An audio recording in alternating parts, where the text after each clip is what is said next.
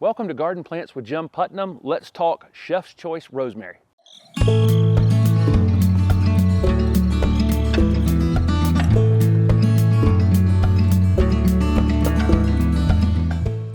So first of all, I'm shooting this video in the beginning of January. So obviously this is an evergreen shrub. This Rosemary officinalis was picked because it has a higher oil content. So it's a great culinary rosemary. It's also picked because of its compact habit. And as you can see, this plant is maybe 2 feet in height, maybe 3 feet in width. It's been in the ground probably 18 months, a little longer than that. It's actually listed for a little less than 2 feet on the tag, and it could be kept that height, but I think ultimately 2 to 3 feet by 3 to 4 feet is what you would expect from this one.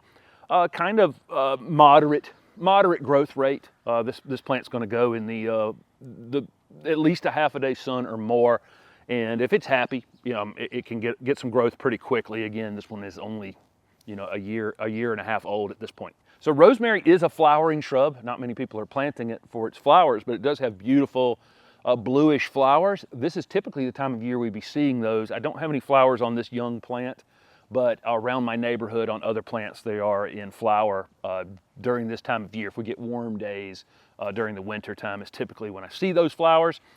Of course, the foliage is very fragrant on this plant, and it's rosemary, and every time I touch it, it's in the air. Warmer days, you can actually smell it without touching it from some distance away.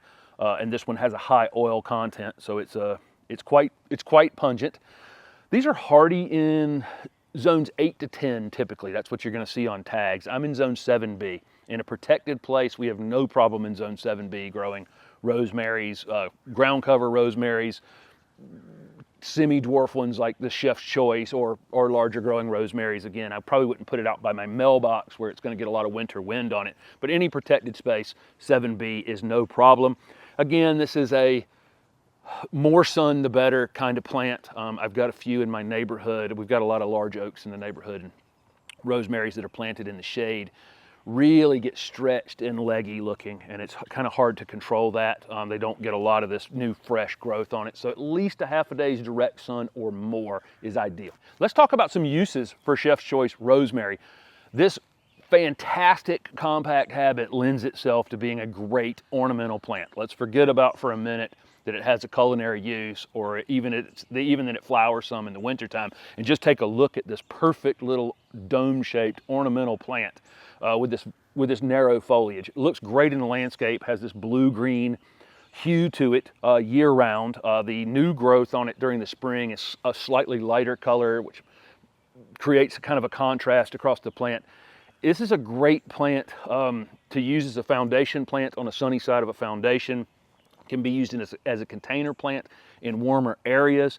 It looks great with other plants. If you take this and put it up against different types of foliage, larger leaves, like my Florida Sunshine Elysium back here, the blue-green foliage contrast against the color and the leaf shape nicely. It looks great with the conifer that's sitting next to it, the little dwarf cryptomeria that's there.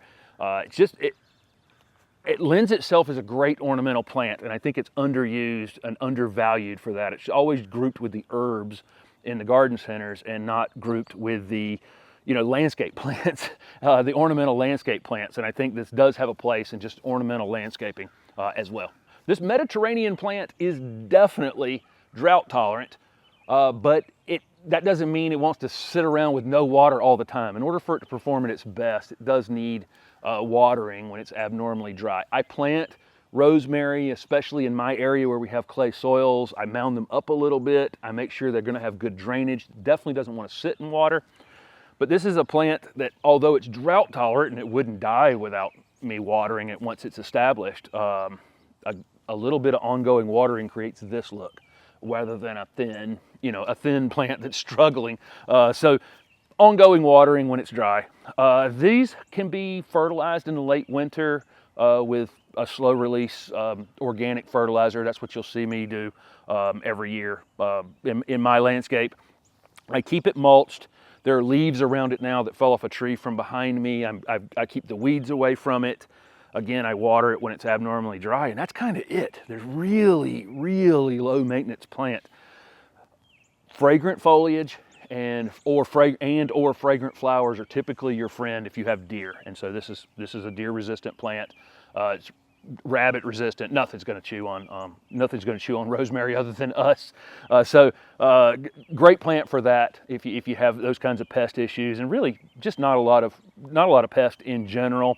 The only time I ever see insect problems on rosemary, typically if I see them tucked up in too much shade or they're stressed in some sort of stress conditions. Healthy plants tend to fight off those issues readily. So Chef's Choice Rosemary, this is a Southern Living Plant Collection introduction. I really, really love this plant. Thanks for watching.